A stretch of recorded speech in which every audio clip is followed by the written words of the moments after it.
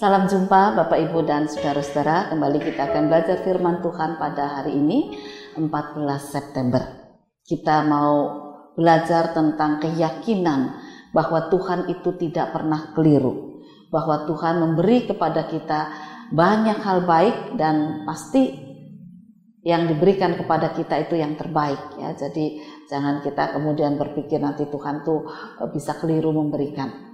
Kita akan mempersiapkan firman Tuhan dari kitab Kejadian pasal 48 mulai ayat 8 sampai dengan 22. Kitab Kejadian pasal 48 ayat 8 sampai dengan 22. Mari kita akan awali dengan bersama-sama berdoa. Tuhan Yesus, tidak jarang ketika kami melihat orang-orang di sekitar kami yang berhasil dalam kehidupan mereka, kami iri. Kami tidak percaya kenapa mereka diberi berkat lebih dari kami. Kami menilai diri kami seharusnya lebih patut menerima karena kami menganggap kami lebih pandai, lebih baik, dan banyak hal positif yang kami miliki dibanding dengan orang lain. Itulah yang menjadikan kami tidak bisa merasakan berkat-Mu yang berlimpah dengan ungkapan syukur, dan kami tidak bisa beribadah kepada Engkau dengan hati yang terbuka. Ampuni segala kesalahan kami. Buat kami sekarang meyakini bahwa Engkau adalah Allah yang kudus, Allah yang benar, yang tidak pernah keliru. Berfirmanlah kepada kami. Inilah doa kami dalam nama Tuhan Yesus Kristus. Amin. Ketika Israel melihat anak-anak Yusuf itu, bertanyalah ia, "Siapakah ini?" Jawab Yusuf kepada ayahnya, "Inilah anak-anakku yang telah diberikan Allah kepadaku di sini." Maka kata Yakub, "Dekatkanlah mereka kepadaku, supaya aku berkati mereka."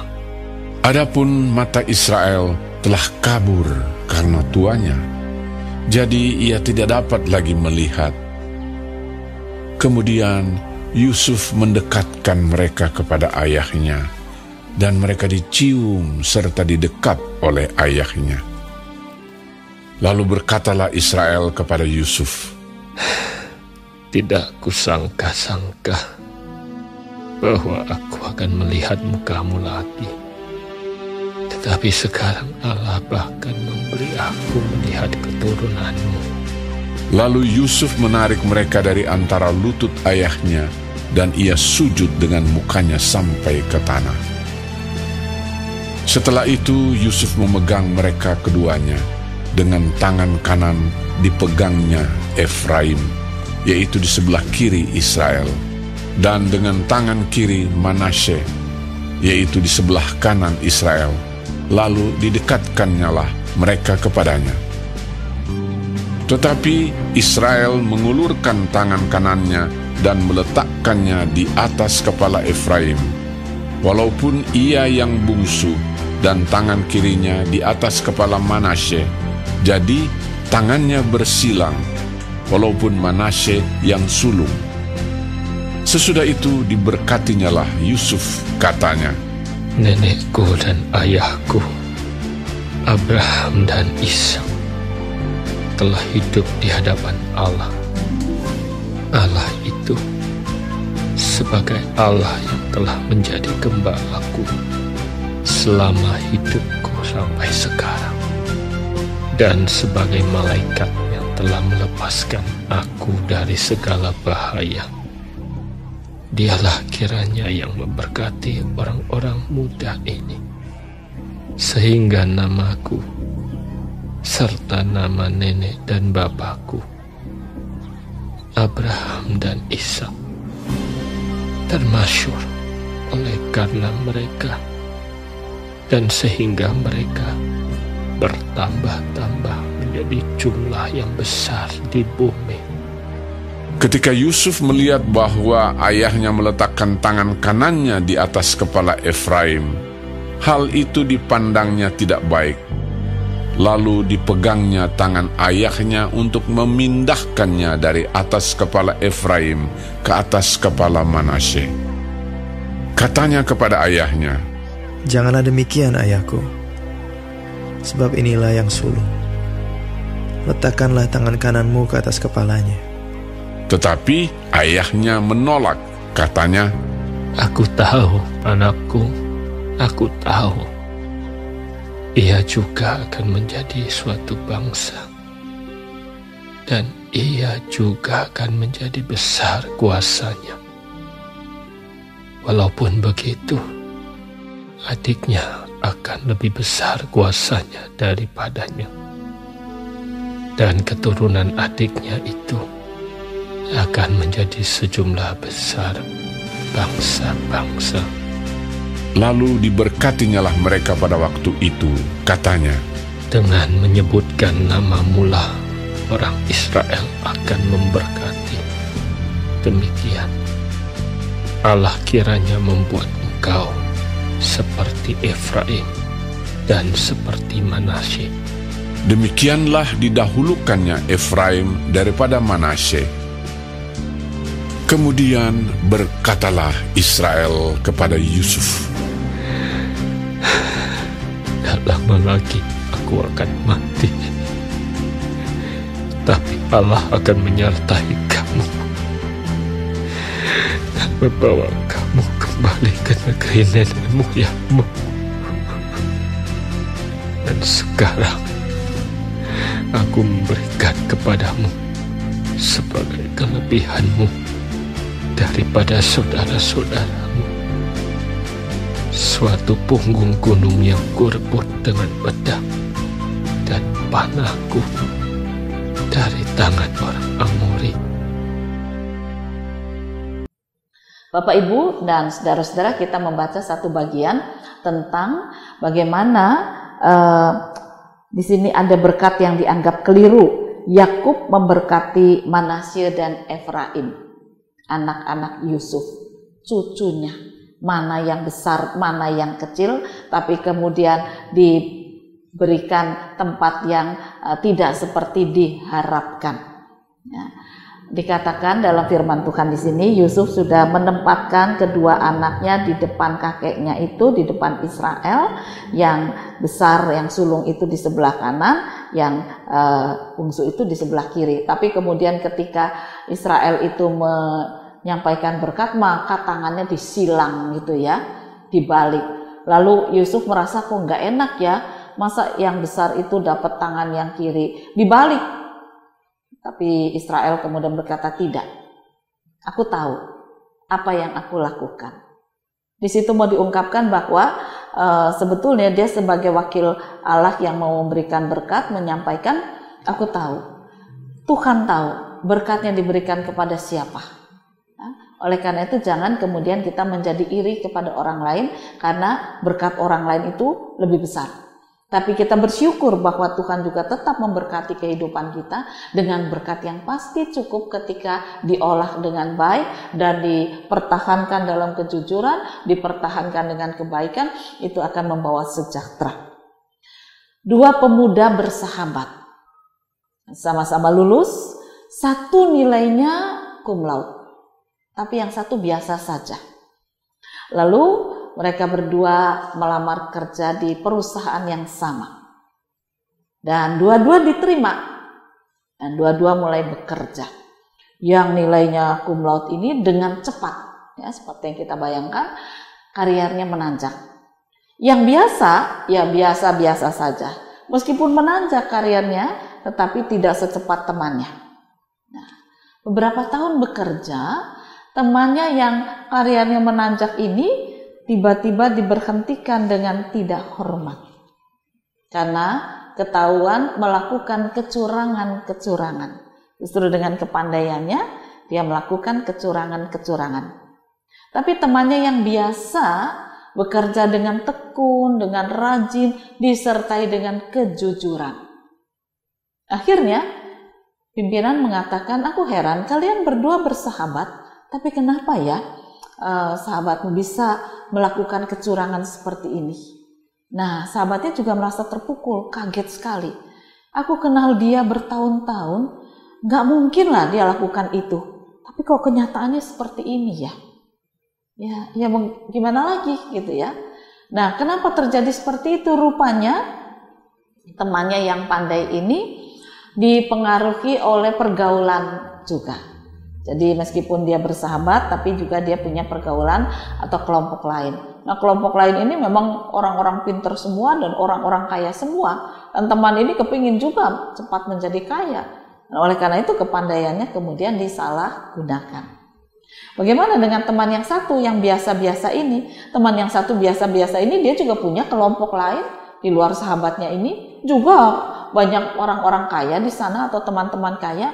Tetapi dia bisa menerima keberadaan dirinya dengan bersyukur. Dia katakan bahwa kalau kita menerima berkat dari Tuhan dengan baik dan diolah dengan baik, dipertahankan dalam kebaikan, maka tidak mungkin Tuhan itu keliru dalam memberikan berkat. Ya sudah, berkatku memang segini, disyukuri. Kalau memang temanku lebih pandai, dia berkatnya lebih banyak, ya aku tidak boleh iri.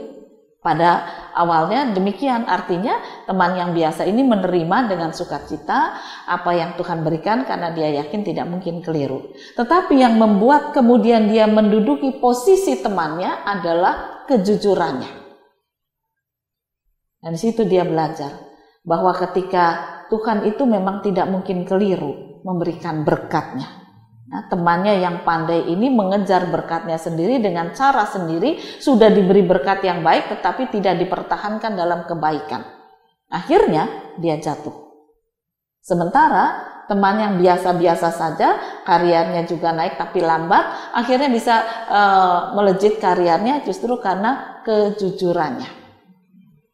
Dan disitulah dia katakan, Tuhan itu punya rencana baik kok.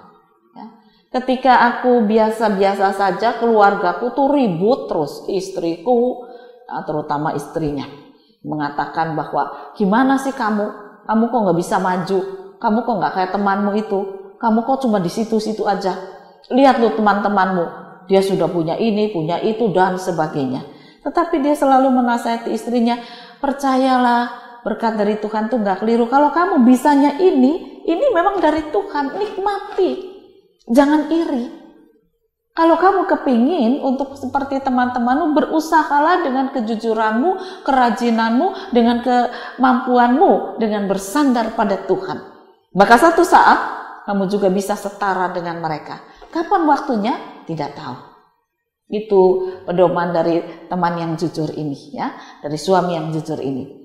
Nah, sementara mungkin istri dari teman yang tidak jujur tadi, ya itu tadi karena kepingin cepat kaya, lalu si suami merasa mampu untuk memberikan dengan kepandaiannya, akhirnya keluarganya jatuh dalam kehancuran.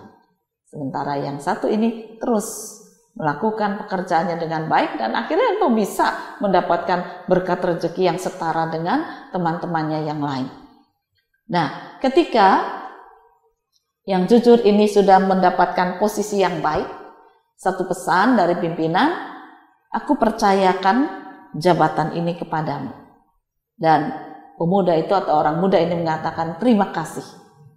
Sebab saya tidak sekedar menerima kepercayaan ini dari Bapa, tetapi saya menerima kepercayaan ini dari Tuhan. Itu yang harus saya pegang. Bahwa saya melakukan pekerjaan dengan kemampuan yang Tuhan berikan. Saya mau belajar dengan lebih keras lagi, bekerja dengan lebih keras lagi, tetapi kejujuran tetap menjadi prinsip utama. Saudara-saudara, memang benar. Ketika kita menjalani kehidupan dengan keyakinan Tuhan tidak mungkin keliru, seperti yang kita baca dalam firman tadi, bahwa Israel memberkati kedua cucunya lewat bapaknya Yusuf, tangannya disilang, lalu Yusuf mengatakan itu keliru, masa yang besar yang dikalahkan, lalu Israel mengatakan tidak keliru. Demikian juga kita di hadapan Tuhan. Kalau kita melihat orang-orang kaya, jangan kemudian kita menjadi iri dan berkata, harusnya saya yang menerima berkat sedemikian. Harusnya saya menerima kekayaan itu. Bukan. Mungkin belum waktunya, tapi ada waktunya kita juga bisa menerima itu. Kita bisa naik jabatan pada saatnya ketika kita menjalani kehidupan ini dengan takut akan Tuhan. Bapak, Ibu, dan saudara-saudara, ketika masa pandemi ini, saya membaca di YouTube itu ada berita yang menarik.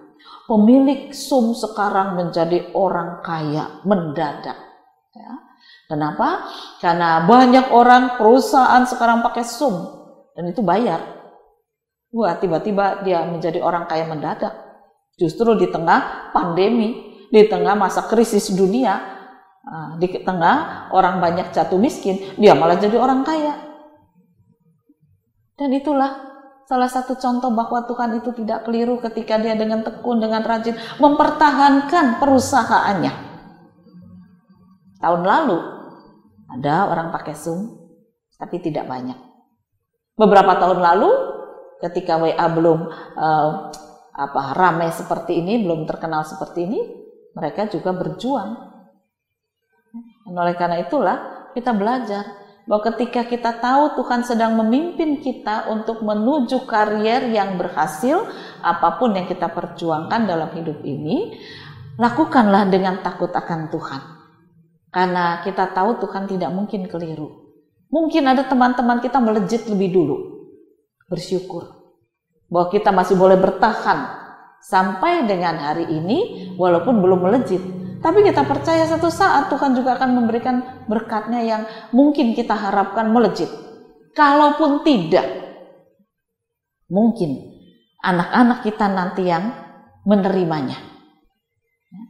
Seperti tadi saya katakan, pemilik perusahaan WhatsApp atau Zoom sekarang ini, wah, kaya raya. Tapi dulunya tidak. Mereka berjuang, tapi terus dilakukan dengan baik. Mungkin kita juga akan melihat hasilnya itu nanti. Oleh karena itu, kejujuran tetap menjadi bagian dari kehidupan iman Kristiani. Jangan kemudian dilepaskan begitu saja. Cari uang boleh susah, cari kerja bisa susah. Tetapi ketika kita mendapat kepercayaan dari Tuhan untuk mengelola satu bagian dari kehidupan, maka kerjakanlah itu dengan takut akan Tuhan. Kesungguhan, sukacita, jujur, rajin, dan semangat. Pasti ada saatnya kita bisa melihat hasil dari yang kita kerjakan, manfaat dari yang kita kerjakan. Sukacita akan melimpah ketika keberhasilan menjadi bagian dari hidup kita. Yakinlah, Tuhan tidak mungkin keliru memberikan berkat-Nya. Tuhan memberkati firman-Nya. Amin. Mari kita bersama-sama berdoa. Ya Tuhan, buat kami bersyukur dengan berkat-Mu setiap waktu, setiap hari. Dengan begitu, kami tahu Engkau tidak mungkin keliru, sebab Engkau mencukupkan segala kebutuhan kami. Sekalipun kami merasa kurang, biarlah kami lebih giat lagi bekerja melalui cara Tuhan. Bukakan jalan, supaya kami boleh mendapatkan jalan Tuhan yang baru. Jangan biarkan kami jalani kehidupan dalam ketidakjujuran. Kiranya Tuhan menopang kami. Inilah doa kami dalam nama Tuhan Yesus Kristus. Amin.